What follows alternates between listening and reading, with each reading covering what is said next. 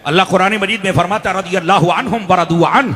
कुरान मजीद का फैसला है कि नबी पाक सल्लल्लाहु अलैहि वसल्लम आपके सहाबा जितने हैं उन सब से अल्लाह राजी है। इस अन्हुम में अबू बकर की अलीफ से लेकर हजरत अली की ये तक बशमूल सुफियान और मुआविया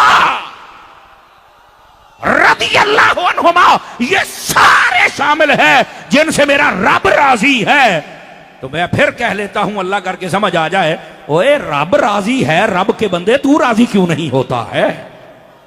या तो बता तू रब का बंदा नहीं, तू शैतान का है, तो फिर अपना तारुफ करवा। और अगर अल्लाह का बंदा है तो फिर जब अल्लाह राजी है, मसले को समझिए मेरे भाई, इसकी हसासियत और इफादियत और शान आजमत को समझिए मेरे भाई। ये है कुरान मजीद तारुफ करवा रहा मुस्तफा जान रहमत सल्लल्लाहु अलैहि वसल्लम आपके सहाबा किराम का।